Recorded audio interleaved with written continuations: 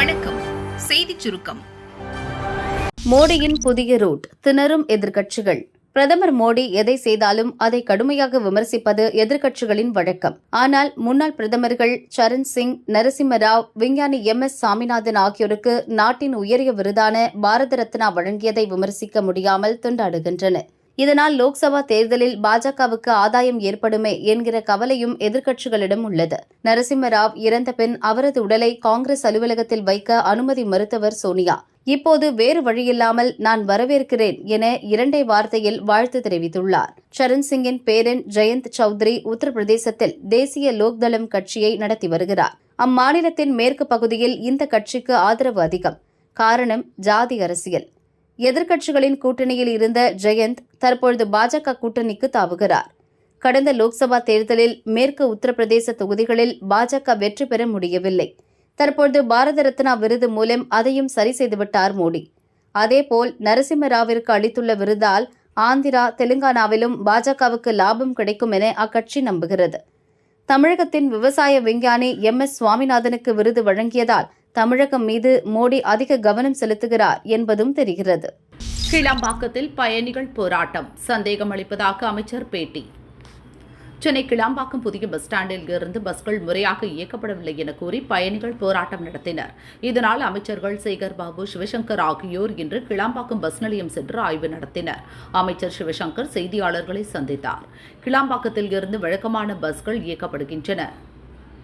எப்போதுமே நள்ளிரவு நேரத்தில் குறைந்த பஸ்களே இயக்கப்படும். கோயம்பேட்டில் இருந்தும் நள்ளிரவு 12 மணிக்கு மேல் குறைந்த பஸ்களே இயங்கின. கிளாம்பாக்கத்தில் இருந்து போதிய பஸ்கள் இயக்கப்படவில்லை என சிலர் திட்டமிட்டே வதந்தி பரப்புகின்றனர்.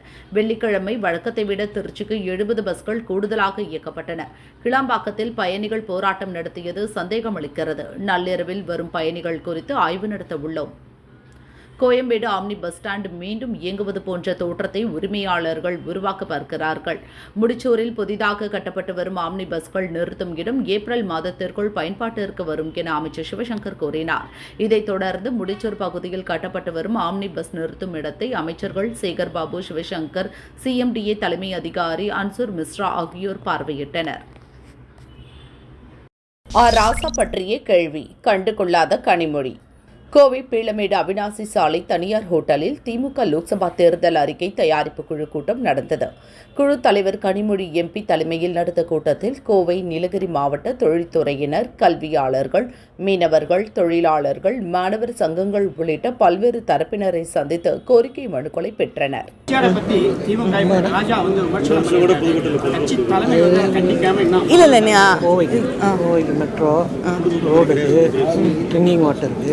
சொன்னீங்க இல்லையா, கோவை புறக்கணிக்கப்படுதுன்னு. மெட்ரோக்கு கிட்டத்தட்ட 90,000 கோடி ஒதுக்கப்பட்டிருக்கு. 9,000 கோடி மன்னிக்கணும். அது மட்டும் இல்லாமல் சாலைக்காக 300 கோடி ஒதுக்கப்பட்டிருக்கு. குடிநீருக்காக 790 கோடி ஒதுக்கப்பட்டிருக்கு. 3 நாளைக்கு தொடங்கி வைக்க அது சொல்லிட்டு. அதனால் மேற்கு புறவழி சாலைக்கு 250 கோடி ஒதுக்கீடு செய்யப்பட்டிருக்கு. இதெல்லாம் இல்லைங்க, இதெல்லாம் புறக்கணிப்புனா எப்படி சொல்ல முடியுங்களே? ஏங்க நாளைக்கு இல்லைங்க, இல்லை ஒரு நிமிஷங்க கொஞ்சம் சொல்றதை கேளுங்க. நாளைக்கு குடி தண்ணீர் திட்டம் 1000 கோடி அறிவித்து யாருங்க செயல்படுத்தினா? நாங்க அறிவிச்ச எத்தனையோ திட்டங்களை அவங்க கிடப்புல போட்டு வச்சிருந்திருக்காங்க. கோயம்புத்தூர் தானே தலைவர் நடத்தினார். செம்மொழி மாநாடு கோயம்புத்தூர்ல நடத்திதான். ஏங்க இப்ப இன்னைக்கு லைப்ரரிக்கான கோரிக்கைகள் வந்திருக்கு. நிச்சயமாக அது முதலமைச்சரிடம் கொண்டு போய் சேர்ப்போம்.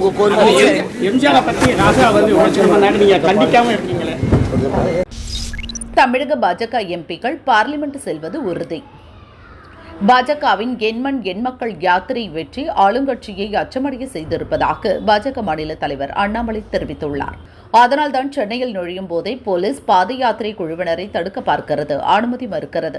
தமிழகம் முழுவதும் எந்தவித பதற்றமும் இடையூறும் இல்லாமல் மக்களின் வரவேற்புடன் 195 தொகுதிகளில் பாத யாத்திரை வெற்றிகரமாக நடந்துள்ளது. ஆனாலும் சென்னையில் பொதுக்கூட்டம் நடத்த அனுமதி கொடுத்திருக்கும் போலீஸ் யாத்திரைக்கு மட்டும் மறுக்கிறது. பாத யாத்திரையின் முழு வெற்றிதான் இதற்கு காரணம்.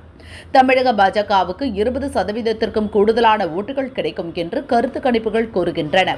இது 30% கூடுதல் என்பதுதான் நிஜம். அது லோக்சபா தேர்தலில் நிரூபிக்கப்படும்.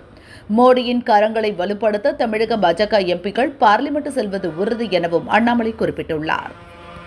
திமுக ஆட்சியில் சீரழியும் கோவில்கள். இந்து முன்னணி மாநில தலைவர் காடேஸ்வர சுப்பிரமணியம் வெளியிட்ட அறிக்கை. மயிலாப்பூர் கபாலீஸ்வரர் கோயிலில் 2 நாட்களுக்கு முன்பு தீ விபத்து ஏற்பட்டது. கோயிலில் சிசிடிவி இருந்தும் வேலை செய்யவில்லை என்பது போலீஸ் விசாரித்த பிறகே தெரியவந்தது. பழமை வாய்ந்த இக்கோயிலில் காவலாளி கூட நியமிக்கப்படவில்லை என்பது அதிர்ச்சியளிக்கிறது. இதே கோயிலில் 1 வாரம் முன் 2 வாலிபர்கள் ஆபாச பாடலுக்கு குத்தாட்டம் போட்டனர்.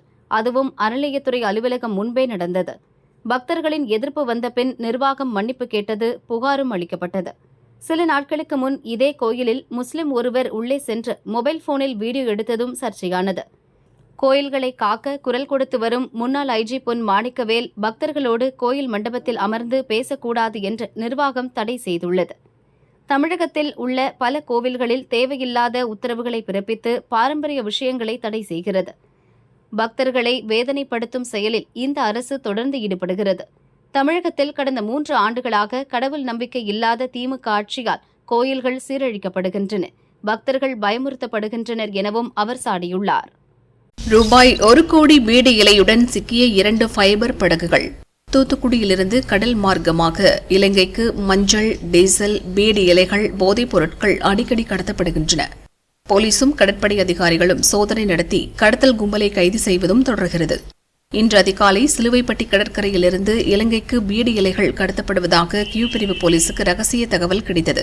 அங்கு சென்ற போலீசாரை கண்டதும் ஃபைபர் படகுகளை விட்டுவிட்டு கடத்தல் கும்பல் தப்பியோடியது.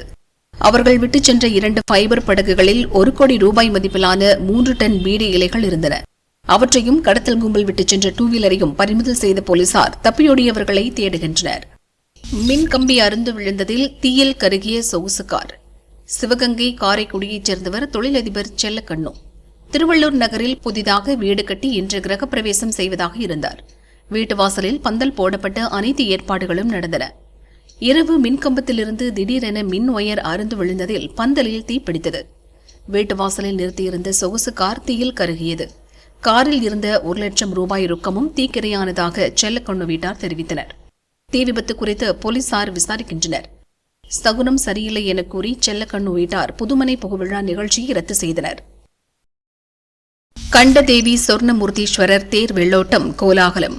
சிவகங்கை மாவட்டம் தேவக்கோட்டை கண்டதேவி சொர்ணமூர்த்தீஸ்வரர் கோயில் தேரோட்டம் 2006க்கு பின் கும்பாபிஷேகம், புதிய தேர்ப்பணி போன்ற காரணங்களால் நடக்காமல் இருந்தது. 4 ஆண்டுகளுக்கு முன்பு புதிய தேர் செய்யப்பட்டும் சட்டம் ஒழுங்கு பிரச்சினை காரணமாக வெள்ளோட்டம் நடக்காமல் இருந்தது. இது தொடர்பாக ஹைகோர்ட் மதுரை கிளையில் வழக்கு தொடரப்பட்டது. நீதிபதி உத்தரவிட்டதை அடுத்து இன்று காலை 6:30 மணி அளவில் சொர்ணமூர்த்தீஸ்வரர் தேர் வெள்ளோட்டம் கோலாகலமாக நடந்தது. இந்த அறநிலையத்துறை, தேவஸ்தான ஊழியர்கள் தேரை வடம் பிடித்து இழுத்து தொடங்கி வைத்தனர். பலத்த போலீஸ் பாதுகாப்புடன் தேர் 4 ரத வீதிகளில் வலம் வந்தது. 17 ஆண்டுகளுக்கு பிறகு நடந்த தேர் வெள்ளோட்டத்தில் கண்டதேவி கிராம மக்கள் திரளானோர் வழிபட்டனர்.